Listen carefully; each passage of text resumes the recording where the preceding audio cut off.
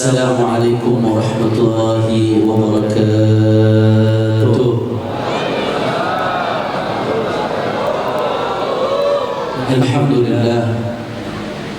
Alhamdulillah rabbil alamin wa bihi nasta'in ala umuri dunya waddin.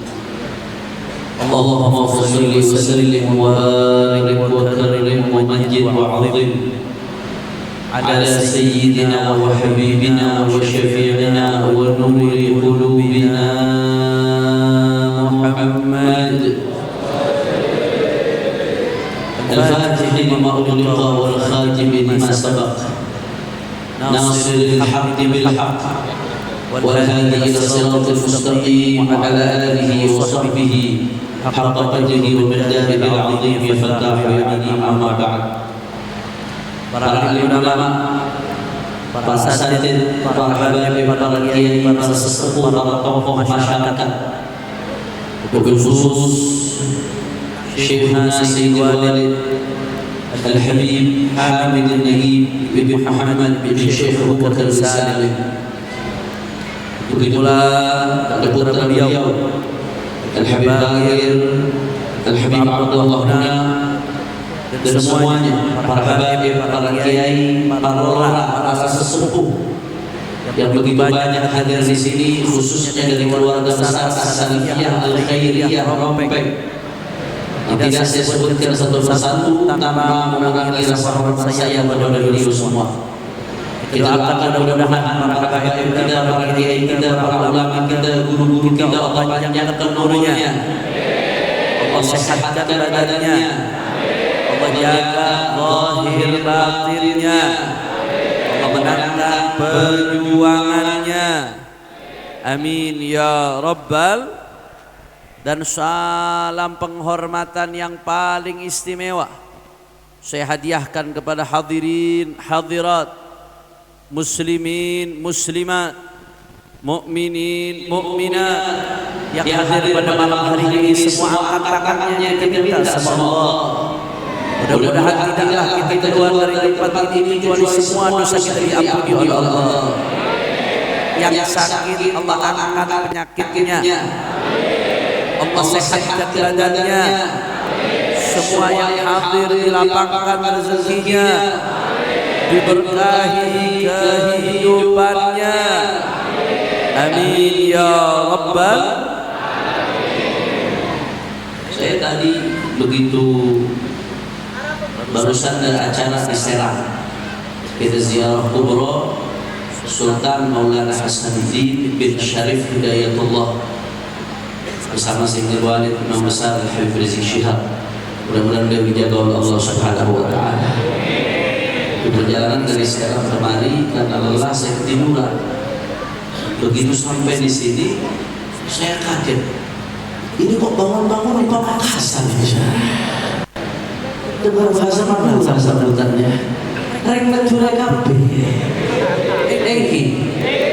Masya Allah. Mudah-mudahan malam hari ini kita kumpul di tempat ini, besok di akhirat kita kumpul Rasulullah SAW. Amin ya rabbal. Sebelum saya sampaikan satu dua patah ingin saya sampaikan, marilah sama-sama kita bacakan Fatihah untuk segenap masyayikh Pondok Pesantren As-Salafiyah Al-Khairiyah yang kita rayakan haulnya pada malam hari ini. Ala anna Allah yataghashshahum birrahmah wal maghfirah wa yudkhiluhum al-jannata bi rahmatihi wa yu'linu 'alaina min barakatihim wa asrarihim wa anwarihim fid din wad dunya wal akhirah bisirril Fatihah. Bismillahirrahmanirrahim. Alhamdulillahirabbil alamin arrahmanir rahim maliki yaumiddin. Iyyaka na'budu wa iyyaka nasta'in ihdinas siratal mustaqim siratal ladzina an'amta 'alaihim ghairil maghdubi 'alaihim waladdallin. Ahiba'il kiram, saat ini alhamdulillah kita berada di permulaan tahun baru Islam 1446 Hijriyah. Maka bicara soal tahun baru Islam tidak bisa lepas dari hijrahnya baginda Nabi besar Muhammad sallallahu alaihi wasallam. bicara soal hijrah Nabi, maka Rasulullah Sallallahu Alaihi Wasallam mengatakan esensi daripada hijrah. Al-muhajir man hajara ma nahallahu anhu. Orang yang betul-betul berhijrah adalah orang yang meninggalkan apa yang dilarang oleh Allah Subhanahu wa Ta'ala. Makanya spirit daripada tahun baru Hijriah itu spirit perbaikan, saudara. Bagaimana caranya hari ini lebih baik dari kemarin? Maka yaumuhu khairan min amsihi fahuwa bih. Dalam sebuah ayat disebutkan barang siapa yang hari ini lebih baik dari kemarin. Kemarin nggak ngaji, hari ini ngaji. Kemarin nggak sholat berjamaah, hari ini sholat berjamaah. Kemarin masih jauh dari para ulama, hari ini dekat dari para ulama pewarisnya Rasulullah. Siapa yang hari ini lebih baik dari kemarin, fahuwa rabih, maka dia termasuk orang-orang yang beruntung. Mudah-mudahan kita termasuk yang beruntung terus-menerus, insyaallah. Tapi kalau hari ini sama seperti kemarin, maka yaumuhu min amsi, nggak ada perubahan, amal nggak nambah, ilmu nggak nambah, ibadah nggak nambah, kedekatan kepada Allah nggak bertambah. Saudara, siapa yang kemarin hari ini sama seperti kemarin, maka fahuwa maghbun, maka dia termasuk orang-orang yang merugi. Na'udzubillah min stagnan saja rugi, apalagi nurun. Maka kana yaumuhu syarran min amsihi fahuwa mal'un. Na'udzubillah. Siapa yang hari ini lebih buruk dari kemarin? Kemarin masih cinta sama majelis ilmu, hari agak jauh. Kemarin masih sholat, tahu-tahu gara-gara dapat orderan sedikit aja sudah meninggalkan sholat, saudara.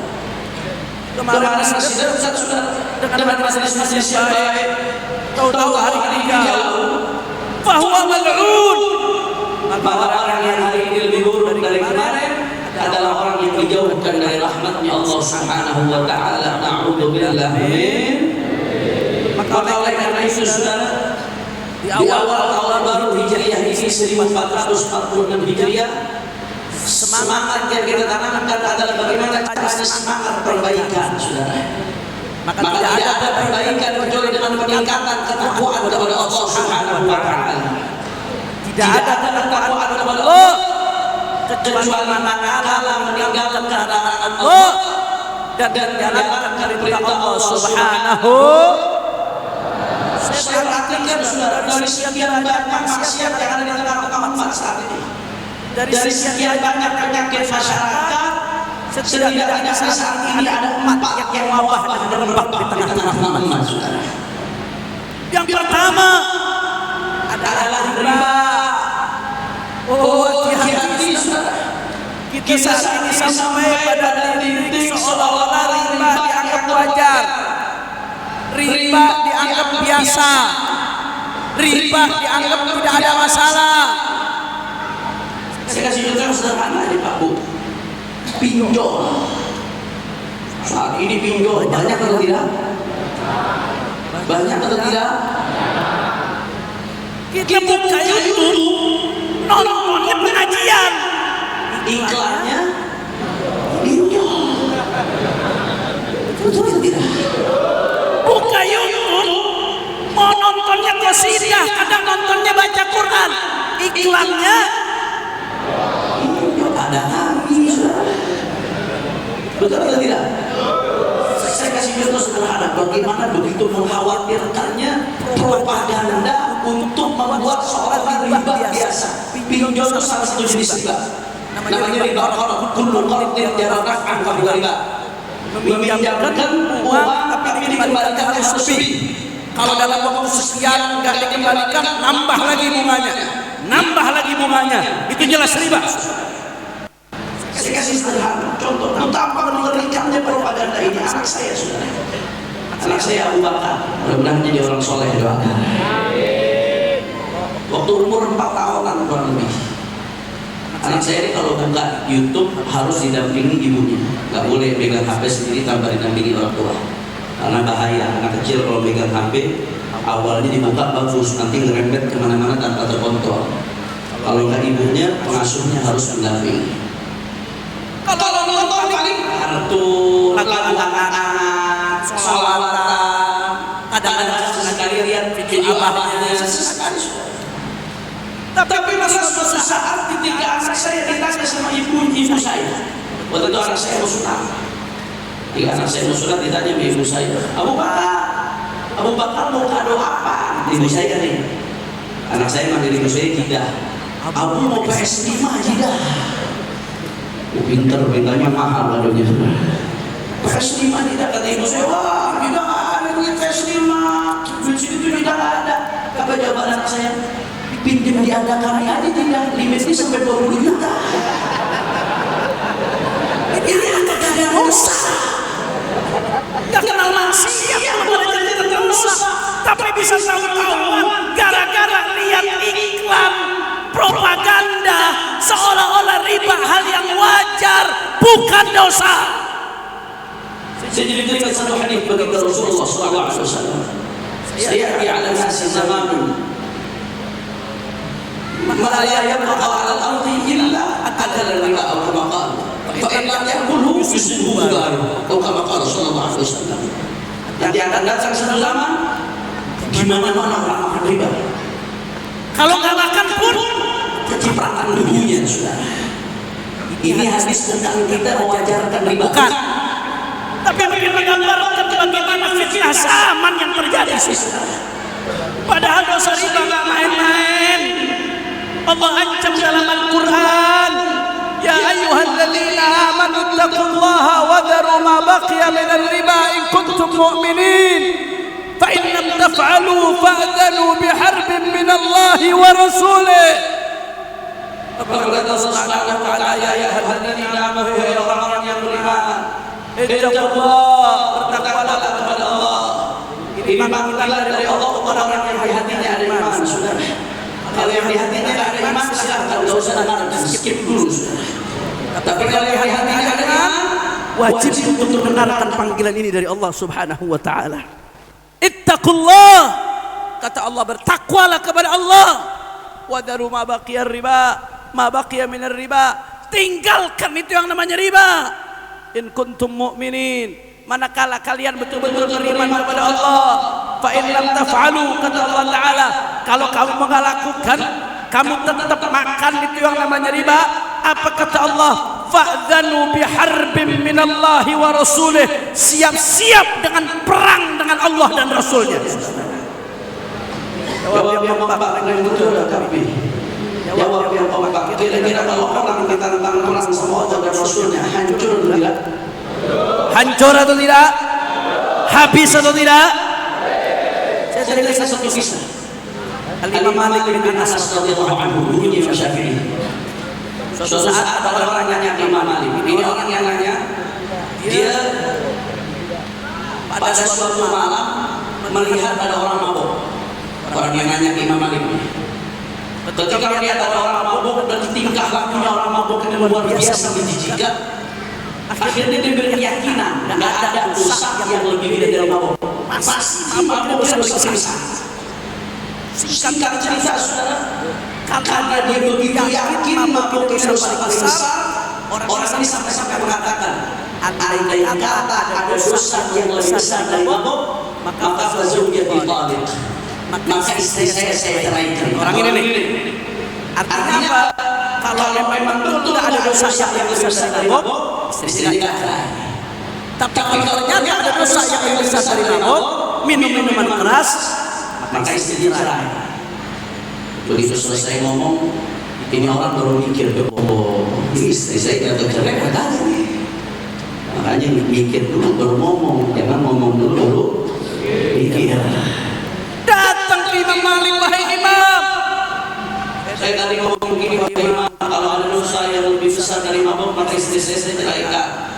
Maka pertanyaan saya, wahai Imam Malik, istri saya jatuh talak atau tidak? Kata Imam Malik, tunggu sebentar, aku mau cari jawabannya. Imam Malik langsung jawab, saudara. Oh, dan ada kata gengsi. Malik ulama susah menyebut Syafi'i.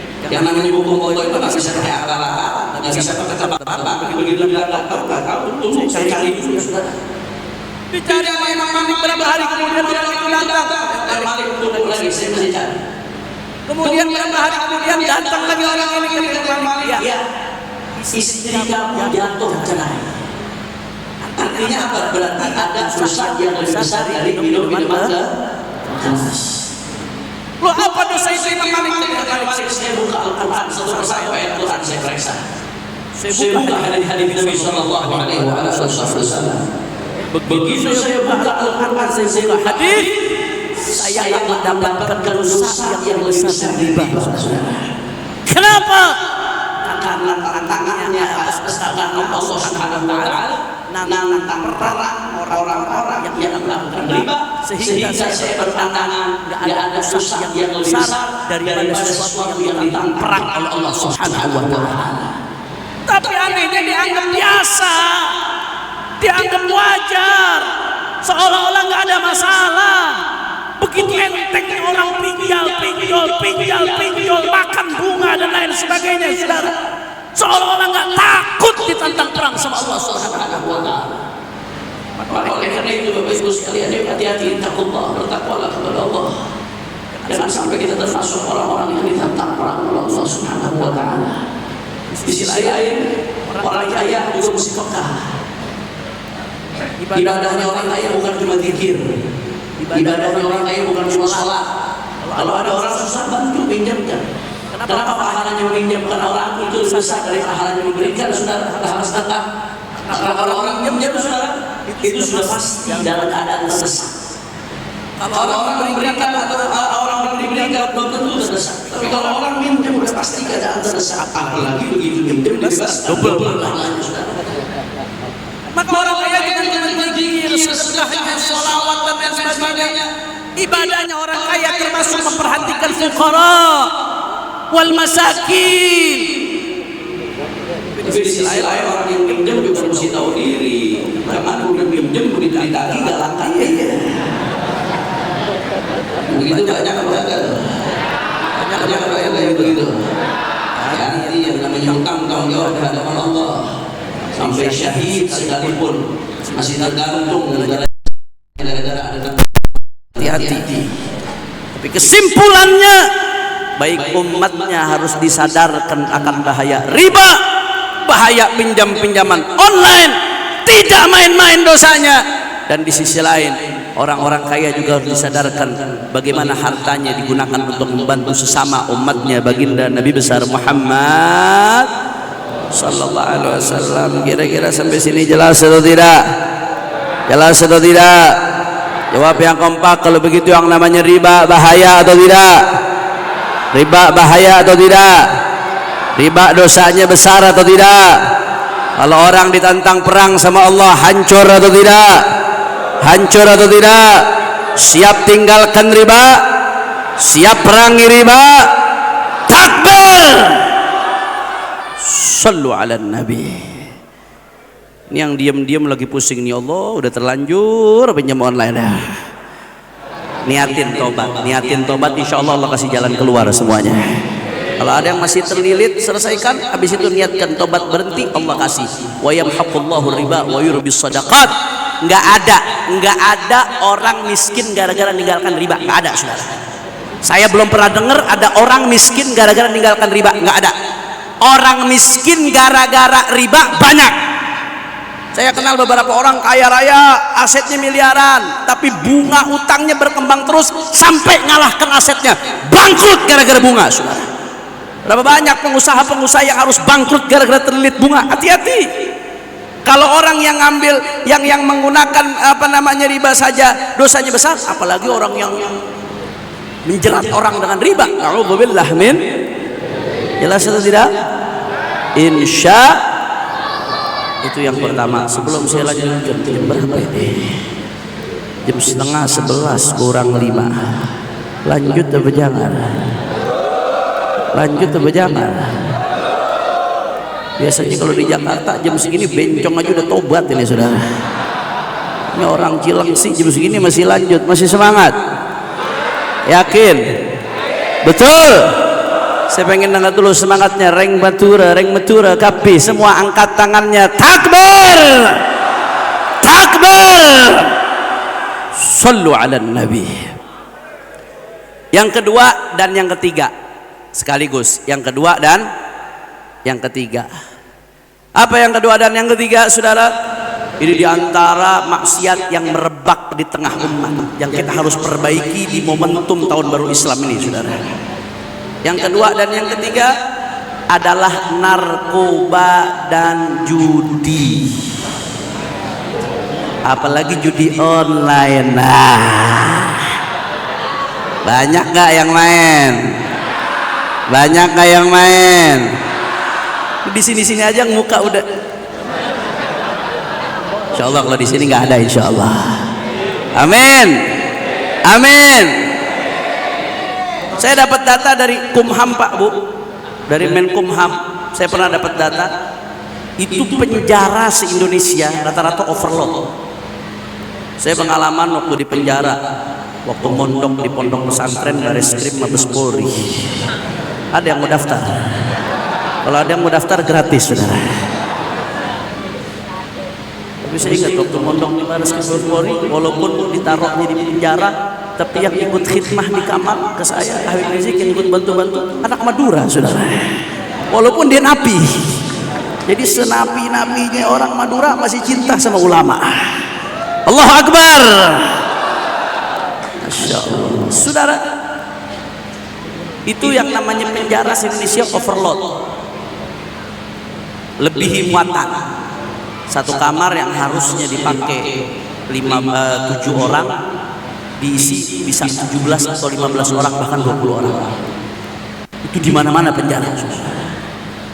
Dan ternyata dari Sabang sampai Merauke itu lebih dari 50% isi penjara adalah kasus narkoba. Lebih dari 50%, saudara. Jadi sisanya tuh satu buku KUHP, pidana-pidana yang lain tuh sisanya dibagi-bagi. Lebih dari 50% kasusnya narkoba. Na'udzubillah min dalik. Apalagi judi online belakangan, Masya Allah. Bogor nih Pak, Bogor tempat kita duduk sekarang. Saya dapat data kemarin dari Habib Mahdi Assegaf. Itu yang namanya Bogor adalah salah satu penyumbang judi online terbesar di Indonesia. Perputaran uang judi online di Bogor lebih dari 1 triliun lebih. Padahal majelis banyak, pesantren banyak, masjid banyak, tapi merebak di mana-mana, saudara. Mulai dari santrinya kena, pejabatnya kena, aparatnya kena, rakyatnya kena. Masya Allah. Padahal yang namanya narkoba sama judi ini, saudara, saya teringat firman Allah Ta'ala. Makanya saya jadikan satu. Nomor 2 dan nomor 3 saya jadikan satu. Allah Ta'ala berfirman dalam Al-Quran, Ya ayyuhalladzina amanu innamal khamru wal maisiru wal ansabu wal azlamu rijsun min amali syaitan fajtanibuh la'allakum tuflihun.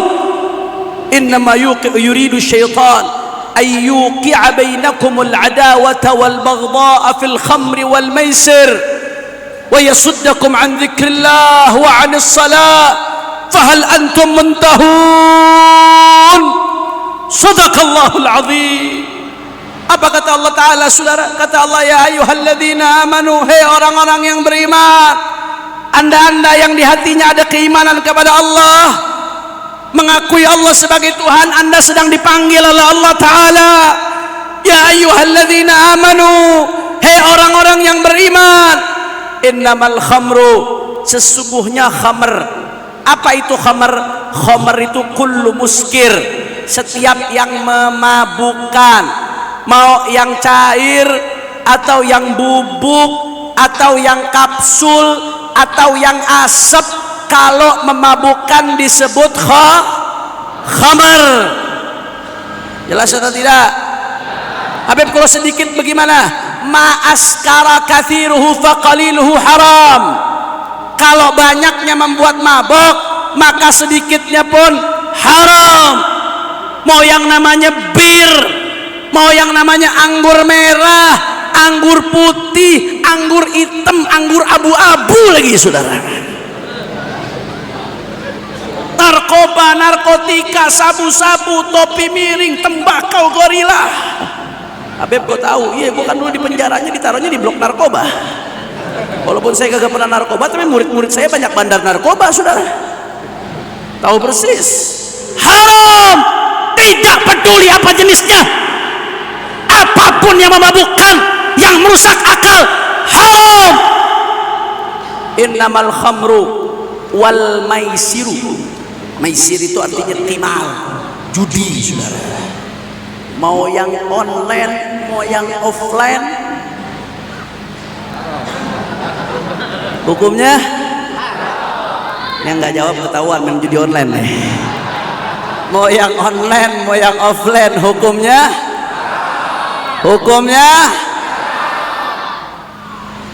mau yang jenis apapun. Apalagi malam ini ada final Euro nih, Inggris lawan Spanyol. Lu ketahuan muka-muka ada yang taruhan ini saudara. Mau bentuk taruhan, mau bentuk kartu, mau bentuk apapun, yang namanya qimar, judi, haram. Kata Allah Ta'ala, innamal khamru wal maisiru wal ansobu. Ansob itu pakai ba ya, bukan pakai p. Kalau pakai p ansob, amplop saudara. Pakai ba, ansob. Apa artinya ansob? Ansob itu biasanya sesembelihan yang dipersembahkan untuk berhala saudara. Itu adatul jahiliyah, termasuk tradisi syiriknya kaum jahiliyah. Wal azlam, azlam itu mengundi nasib dengan anak panah. Itu termasuk perbuatan syirik yang dilakukan kaum jahiliyah saudara. Kata Imam Al-Baydawi dalam tafsirnya, sebetulnya di ayat ini yang mau dijelaskan adalah innamal khamru wal maisir, hanya hukum khamr dan judi saja. Itu nanti nampak dari ayat berikutnya saudara. Tapi kenapa di sini Allah sebutkan ansab dan azlam? Padahal ansab dan azlam ini perbuatan syirik. Khamr dan judi itu dosa besar, walaupun nggak syirik. Kecuali kalau ada yang menghalalkan, man halalla haraman fahuwa kafir. Orang yang menghalalkan sesuatu yang haram yang mujma' alaih, maka dia kafir saudara. Yang namanya khamr dan maisir itu dosa besar walaupun nggak syirik. Yang namanya ansab dan azlam itu perbuatan syirik. Tapi kata Imam Al-Baydawi, kenapa di sini khamr dan maisir yang bukan perbuatan syirik, perbuatan dosa besar, disejajarkan dengan ansab dan azlam yang mana perbuatan syirik? Saking buruknya khamr dan judi sampai disejajarkan dengan perbuatan syirik saudara. Itu yang pertama. Kira-kira jelas atau tidak? Jadi kalau kira-kira nih jawab yang kompak, sesuatu di Al-Quran Allah sebutkan disejajarkan dengan perbuatan syirik, berarti sesuatu tersebut baik atau buruk? Baik atau buruk? Bahaya atau tidak? Itu yang pertama. Yang kedua, rijsun. Kata Allah Ta'ala yang namanya khamar dan maisir, khamar dan judi saudara, itu adalah rijsun, kotoran. Allah yang maha mengetahui mengatakan dua ini adalah kotoran, walaupun mainnya di hotel bintang 5 saudara, walaupun tempatnya bersih, walaupun mirasnya yang mahal, tapi Allah sebut kotoran. Jawab lagi orang Madura semuanya, termasuk orang Bogor. Ini orang Bogornya banyak atau enggak deh? Ayah ente orang Bogor, ayah ente loba sadayana parantos ngartos. Alhamdulillah. Jawab semuanya, sesuatu disebut oleh Allah kotor, berarti baik atau buruk? Baik atau buruk? Bahaya atau tidak? Yang kedua saudara. Yang ketiga, Allah katakan min amali syaitan. Itu yang namanya khamar saudara dan judi, termasuk perbuatan setan. Lu kadang-kadang ngaku saya musuh dengan setan, tapi perbuatan setan dilakuin. Innalillahi. Jawab lagi semuanya, sesuatu Allah sebut perbuatan setan, berarti baik atau buruk? Bahaya atau tidak? Itu yang keberapa tadi? Ketiga. Yang keempat, Allah katakan fajtanibu, hindari dong. Hindari itu yang namanya khamar dengan segala macam jenisnya. Hindari yang namanya judi dengan segala macam jenisnya. Allah yang maha tahu yang mana yang baik, mana yang buruk buat kita. Allah yang mana tak maha tahu yang mana bisa membawa kemaslahatan dunia akhirat buat kita, yang mana yang bisa membawa kemudaratan dunia akhirat buat kita. Allah meminta kita untuk menghindari judi dan khamar. Jawab yang kompak sekali lagi. Kalau sesuatu Allah minta supaya kita tinggalkan, berarti baik atau buruk? Baik atau buruk? La'allakum tuflihun. Yang kelima kata Allah Ta'ala, kalau kamu tinggalkan itu judi dan khamar, mudah-mudahan kalian beruntung. Artinya Allah mau ngasih kabar, ini barang nih dua nih, judi sama khamar minuman keras, kalau kamu tinggalkan kamu beruntung, kamu lakukan kamu buntung. Kamu buntung. Sesuatu yang dilakukan bikin buntung, ditinggalkan bikin beruntung. Berarti baik atau buruk? Waduh, ini jangan-jangan ada yang lagi pakai kecubung nih. Baik atau buruk? Buruk dong. Yang bener aja ente. Ditinggalkan bikin beruntung, dilakukan bikin berarti sesuatu tersebut baik atau buruk? Buruk, saudara. Wah, kacau deh. Jadi yang keberapa? Yang kelima. Yang keenam, Allah katakan dalam Al-Quran, innama yuridu syaitan an yuqi'a bainakumul adawata wal baghdha fil khamri wal maisir. Sesungguhnya setan itu menjadikan khamr dan judi sebagai alat untuk apa? Untuk menanamkan al-adawah, permusuhan di antara kalian. Kampung sama kampung tawuran gara-gara mabok, banyak atau tidak? Gara-gara judi orang ribut, banyak atau tidak? Kemarin di berita, saya baca berita, ada pasangan suami istri, istrinya polwan, lakinya polisi. Apa yang terjadi? Ini istri bakar suami, saudara. Istrinya bakar suami. Begitu ditanya kenapa sebabnya istri ngebakar suami sampai suaminya mati, ternyata istrinya kesel gara-gara suaminya menghabiskan gaji untuk judi online, saudara. Pak, istri kesel suaminya gaji dihabisin buat judi online. Itu istri bakar suami, wajar atau tidak? Astagfirullah, lu gile bakar orang wajar? Wah, ini kacau deh. Itu main judi online aja dibakar, apalagi kawin lagi, saudara. Nggak boleh, ngebakar orang nggak bener. Orang judi ya salah, tapi ngebakar orang juga salah. Tapi ini yang saya mau tunjukkan, bagaimana yuridu syaitan an yuqi'a bainakumul adawa. Allah tanamkan permusuhan antara suami dan istri gara-gara judi. Yang tadinya saling cinta, saudara, yang tadinya saling sayang, yang janji setia sehidup semati, dunia hanya milik kita berdua, yang lainnya ngontrak, saudara. Gara-gara judi saling bakar, saling bunuh. Saya kemarin perjalanan dari Megamendung mau ceramah ke daerah Cisarua.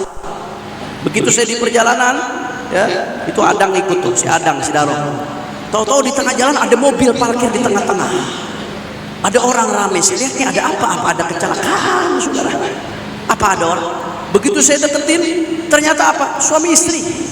Kelihatannya suaminya lagi mabok, dia lagi gebukin istrinya, saudara. Sampai warga turun tangan misahin.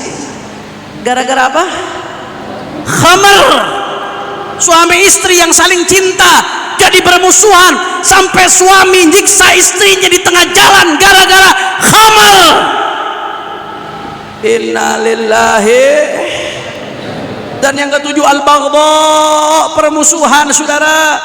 khamar dan maisir itu alat setan untuk menanamkan permusuhan di tengah-tengah kalian.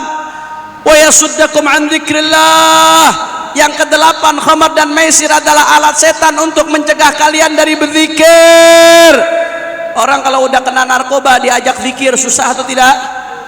Udah hobi main judi diajak zikir susah atau tidak? Yang ke-9 saudara, wa yasuddakum an dzikrillah wa anis salah. Khamar dan maisir itu alat setan untuk mencegah kalian dari sholat. Itu yang ke-9. Yang ke-10, apa kata Allah Ta'ala? Fahal antum muntahun, fahal antum muntahun. Kata Allah, berhenti dong kalian, berhenti.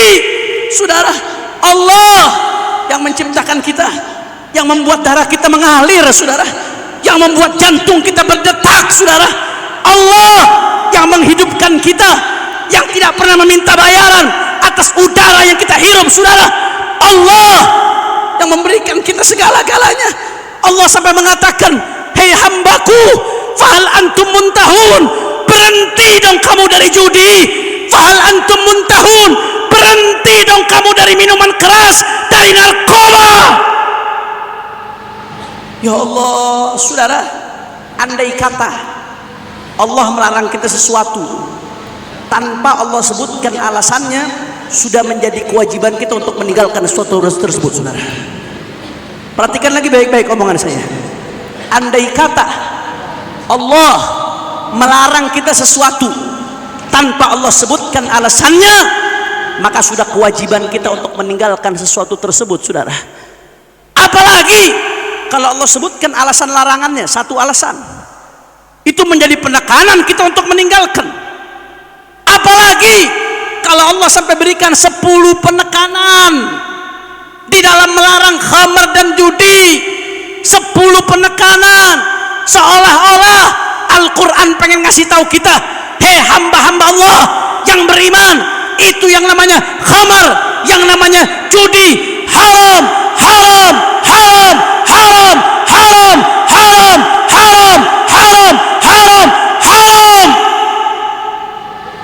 Terus masih ada yang melakukan saudara, masih ada yang berani nantang saudara, masih ada yang berani main judi online saudara. Saya bicara ini nggak main-main Pak Bu, saya tahu betul betapa merebaknya judi online. Anak-anak majelis banyak yang kena, santri ada yang kena saudara, dan lain sebagainya, apalagi yang lain. Ya Allah. Maka oleh karena itu Bapak Ibu sekalian, ini dengan semangat tahun baru Islam 1446 Hijriah, dan dengan semangat haul para masyayikh, orang-orang soleh yang kita harus teladani kesolehan mereka saudara. Yuk mari sama-sama kita perbaiki orang-orang di sekitar kita. Kita perbaiki mulai dari diri kita sendiri. Kalau ada yang masih menenggak barang-barang haram, kalau ada yang masih main judi online, sekarang tanamkan tekad untuk tobat sebelum terlambat saudara. Kita nggak tahu kapan kita mati, akhirnya nyesel selama-lamanya saudara. Lihat orang-orang di sekitar kita, bapak-bapak, lihat HP anak-anak anda. Nggak ada urusan privasi kagak. Selama dia masih jadi tanggung jawab kita saudara, kita tanggung jawab di hadapan Allah kalau kita nggak didik dengan benar. Lihat apa isi HP anak-anak anda saudara. Jangan sampai udah terlambat nyesel baru tahu anak-anaknya terlilit yang namanya judi online saudara. Ibu-ibu juga mesti waspada Bu. Kalau udah mulai lihat bapak-bapak udah tua, kumis tebal, kelihatannya main game, itu bukan game tuh. Hati-hati Bu, hati-hati, apalagi udah mulai di warkop, mojok-mojok, kalau ada yang mau lihat begini-begini, miring-miring. Hati-hati, hati-hati, perhatikan. Bapak Ibu saling mengingatkan, saling lihat sudah. Bukan berarti saya nyuruh suami istri ngecek-ngecek HP suami, bukan ya, akhirnya ribut ujung-ujungnya. Judi online kagak, ketahuan WA sama cewek. Tapi maksudnya saling perhatikan, lihat kalau suami udah mulai susah diajak sholat, susah diajak bahaya, sudah ini ada apa? Dia nggak benar. Apa yang dia lakukan ini? Ayo lihat orang-orang di sekitar kita, lembaga-lembaga pendidikan, saya ingatkan, tolong cek anak didik Anda. Jangan sampai terlambat.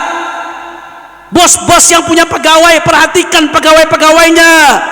Jangan sampai ada yang terlilit judi online. Percaya sama saya, kalau sudah terlilit judi online, makan haram, ujung-ujungnya Anda dikhianati saudara. Perhatikan pegawai-pegawai Anda. Begitu juga saudara umat Islam, dan khususnya negara, kita minta tolong serius dalam menghadapi narkoba dan judi ini saudara. Kita mengapresiasi bagus yang namanya aparat nangkep operator-operator judi online, pegawai-pegawainya bagus, saudara. Yang ketangkep sekian puluh, sekian ratus, bagus. Begitu juga narkoba, itu kalau kita masuk ke penjara rata-rata isinya kurir, rata-rata isinya bandar yang kecil-kecil, saudara. Ditangkap bagus, harus dihukum mereka. Tapi jangan yang kecil-kecil aja dong ditangkap, saudara. Yang besar-besar ditangkap.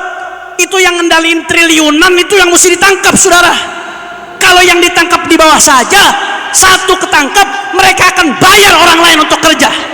Tapi kalau yang ditangkap di atas, itu mencabut sampai ke akar-akarnya. Habib, belum ketemu orangnya, Beb. Nggak kelacak kemana? Bohong. Nggak ada ceritanya nggak kelacak. Itu kurir-kurir bandar-bandar dikejar sampai ke tengah-tengah hutan, saudara. Ditangkap sampai ke gunung-gunung, saudara.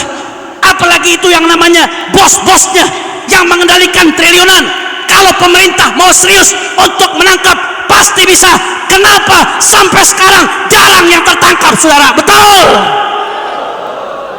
Apa jangan-jangan ada hubungannya kemarin PPATK bilang, PPATK ini data sih, bukan fitnah. PPATK bilang itu di gedung DPR, DPRD, saudara, itu yang main judi online ada lebih dari 1000, saudara. Apa gara-gara ini nggak ketangkap? Ada apa? Mau berapa banyak lagi anak bangsa kita rusak? Makanya saya mau tanya, jawab yang kompak ini semua. Masyarakat Cilengsi, masyarakat Madura, semuanya siap perang lawan judi?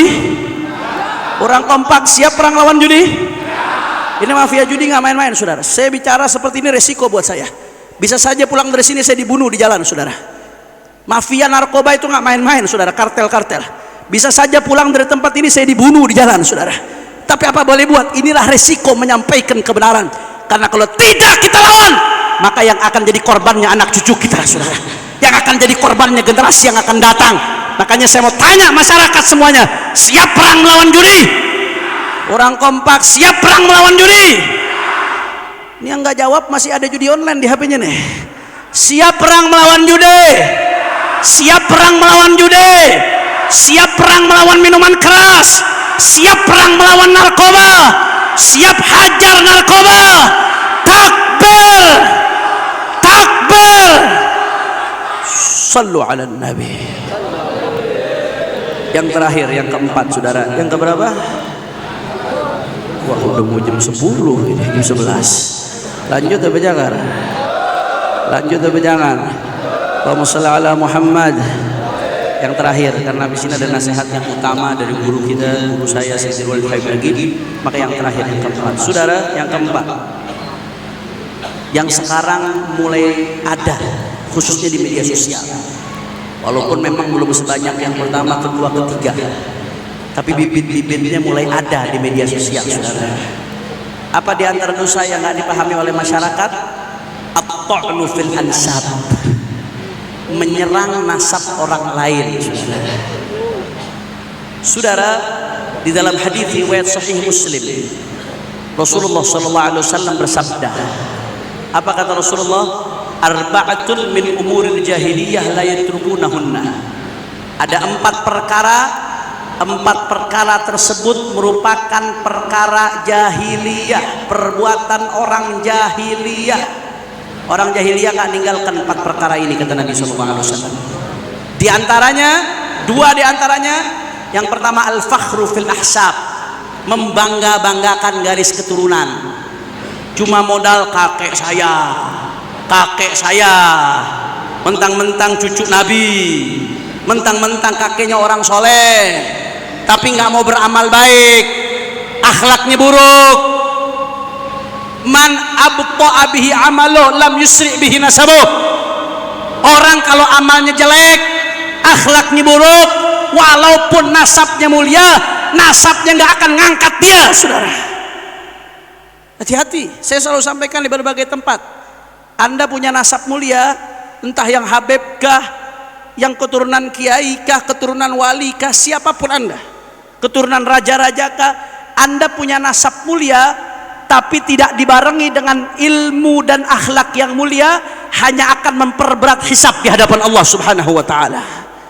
Makanya kata Nabi, al-fakhru fil ahsab, membangga-banggakan garis keturunan tanpa beramal baik, itu termasuk perbuatan jahiliyah. Na'udzubillah min. Kalau orang soleh nggak begitu. Orang soleh itu mereka beramal seperti amal-amal datuk-datuknya. Justru nasab yang mulia memotivasi dia untuk lebih baik, saudara. Lasna wa in ahsabuna karumat yauman 'alal ansabi nattakilu nabni kama kanat awailuna tabni wa naf'alu mithla ma fa'alu. Kami walaupun, kata orang-orang soleh ini, walaupun kakek-kakek kami mulia, tapi kami nggak ngandelin nasab. Kalau mereka beramal, kami juga beramal seperti mereka. Mereka berbuat baik, kami juga berusaha meneladani mereka untuk berbuat baik. Itu prinsipnya orang-orang soleh.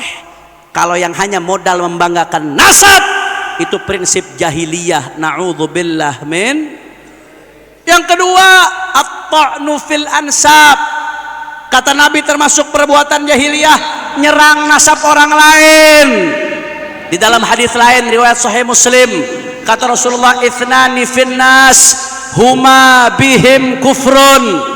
Ada dua perkara di tengah-tengah orang yang mana dua perkara tersebut kufrun, merupakan bentuk kekufuran.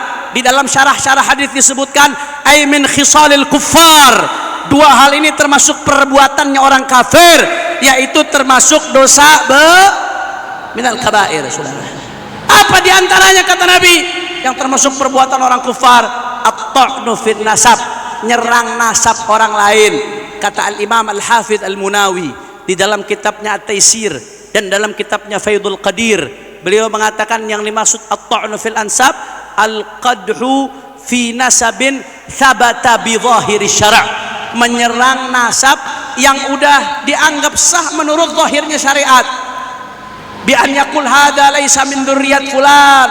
Udah jelas-jelas ulama pada ngakuin, tahu-tahu ada yang datang, oh ini bukan anak fulan, ini bukan anak fulan, ini bukan anak fulan. Itu namanya at-ta'nu fil ansab. Hati-hati, saudara, nggak main-main. Ini yang saya sampaikan bukan omongan saya. Kalau omongan Hanifal Attas silahkan anda injak-injak, saudara. Tapi yang saya sampaikan omongannya baginda Nabi Muhammad sallallahu alaihi wasallam. Al-qadhu fi nasabin thabata fi dhahiri syara'. Nasab yang secara syariat udah jelas, ulama-ulama ngakui. Saya kasih contoh lah, seperti Sa'dah Ba'alawi. Saya nyebut ini bukan untuk bela diri, bukan untuk cari pengakuan, bukan. Pengakuan itu udah datang dari para ulama, saudara. Cuman kita kesian kalau ada umat nggak tahu, ikut-ikutan terpropaganda di media sosial, akhirnya melakukan dosa ta'an, saudara. Padahal ini dosa nggak main-main.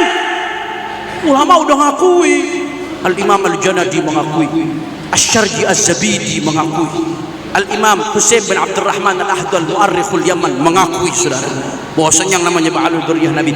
Al-Imam Ibnu Hajar Al-Haytami, kebanggaannya mazhab Syafi'i, saudara, mengakui.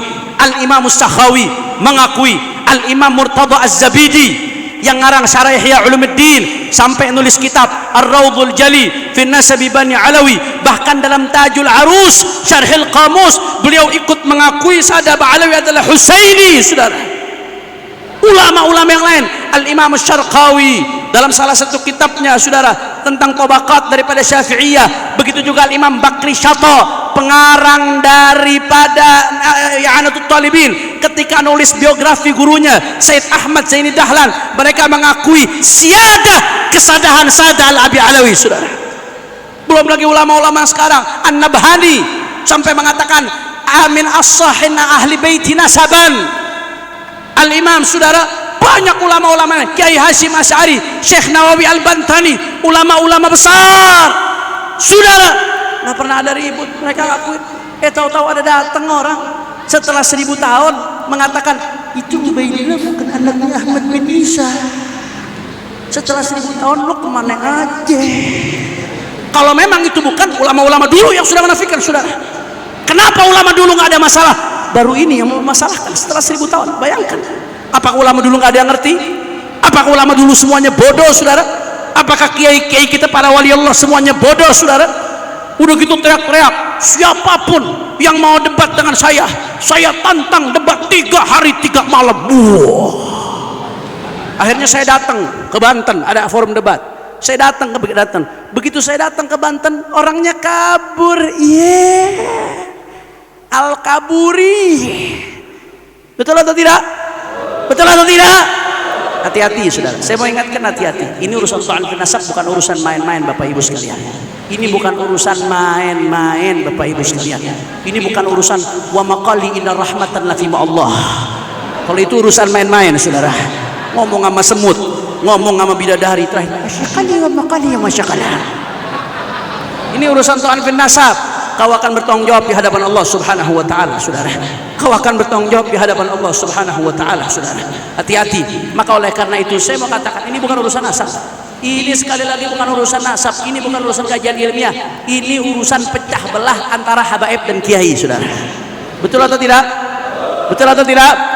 Karena kalau habaib dan kiai bersatu, itu yang namanya kemunkaran minggat semuanya, saudara.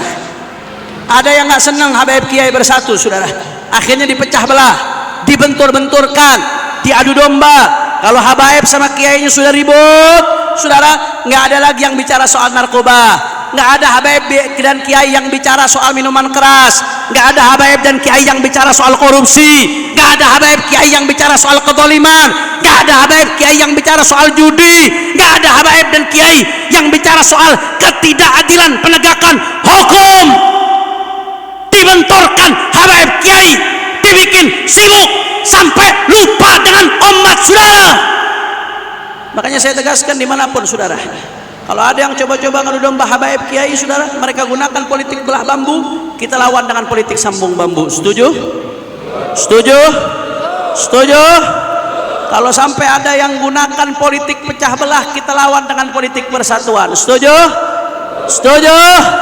Kalau sampai ada yang menggunakan politik adu domba, kita lawan dengan politik silaturahmi. Setuju? Setuju? Jawab yang kompak semuanya. Kalau ada yang mau benturkan habaib dan kiai, diamkan atau lawan? Orang kompak, diamkan atau lawan? Kalau ada yang mau adu domba habaib dan kiai, diamkan atau lawan? Kalau ada yang mau ngacak-ngacak persatuan Indonesia, diamkan atau lawan? Kalau ada saudara yang ingin memecah belah bangsa, diamkan atau lawan? Siap jaga persatuan, siap jaga kesatuan, siap jaga NKRI. Semua angkat tangannya. Allahu Akbar, Allahu Akbar, Allahu Akbar. Saudara, hari ini habaib yang diserang, saudara. Siap-siap. Begitu selesai habaib, besok kiai yang akan mereka serang, saudara. Setelah kiai yang akan diserang, ujung-ujungnya kehilangan kepercayaan. Bagaimana umat kehilangan kepercayaan kepada Rijaluddin, tokoh-tokoh agama, saudara. Begitu umat kehilangan kepercayaan kepada tokoh-tokoh agama, ujung-ujungnya umat kehilangan kepercayaan kepada agama, saudara. Ini nggak main-main, ini big design. Ini ada desain besar, saudara.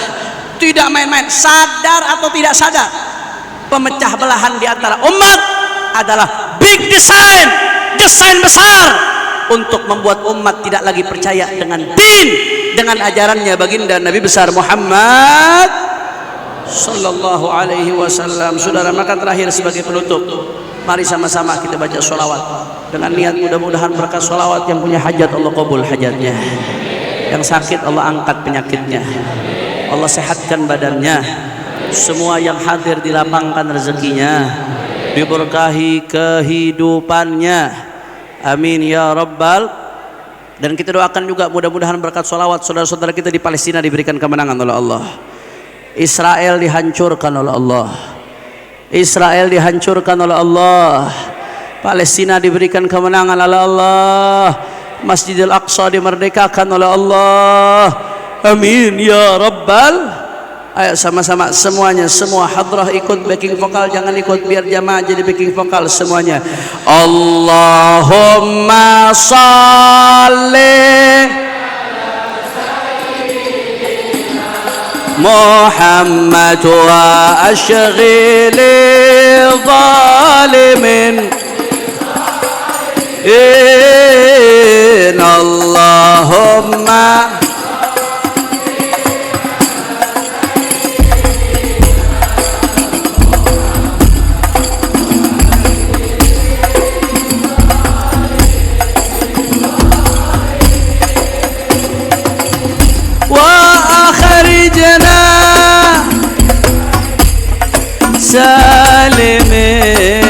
سالمين وعافين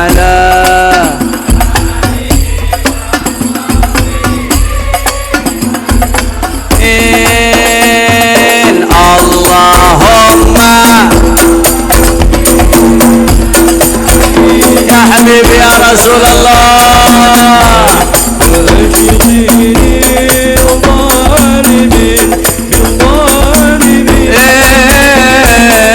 اللهم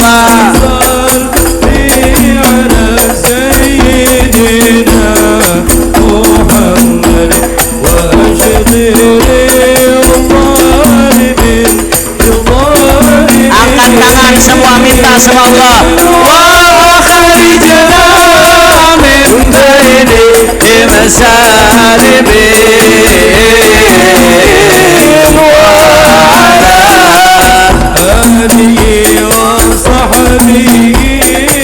أجمعين صلى الله ربنا على النور المبين الله حمد المصطفى سيد المرسلين صلى الله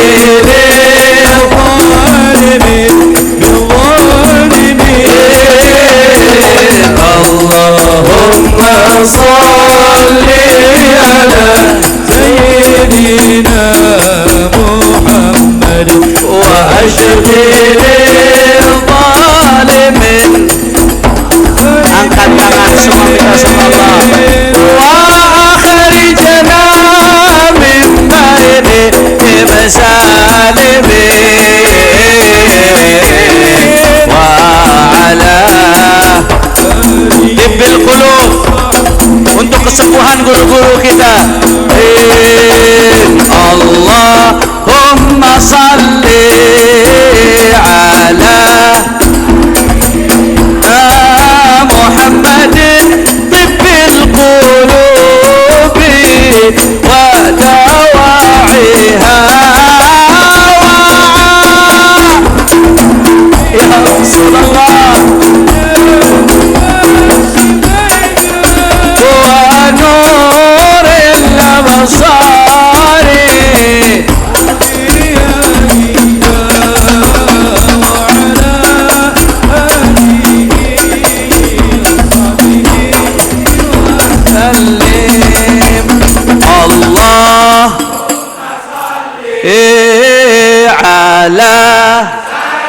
yang sakit sembuhkan ya Allah, penyakit zahir, penyakit batin.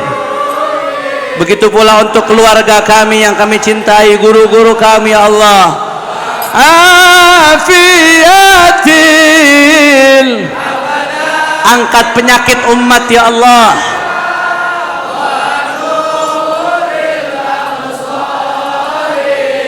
Wa dhiyaiha wa ala alihi wa sahbihi wa sallim. Allah, terakhir semuanya ya Habib ya Rasulullah. Wa dawaiha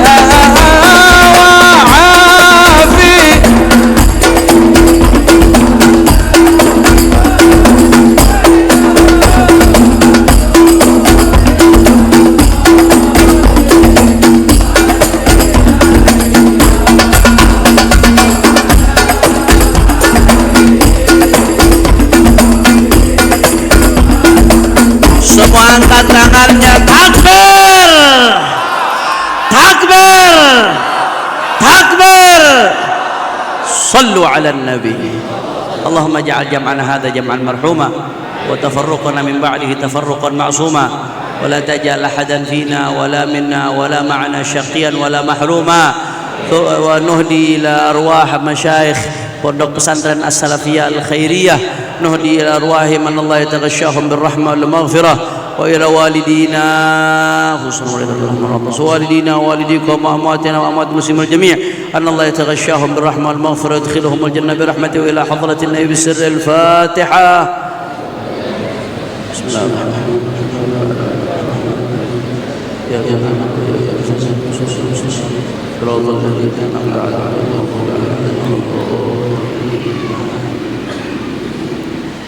Terakhir ya kami mengundang insyaallah besok jangan lupa besok nih hari 9 Muharram puasa Tasu'a supaya kita beda dengan Yahudi dan Rasulullah punya ham la in laqitul qabil usman dan dasi Rasulullah sallallahu alaihi wasallam.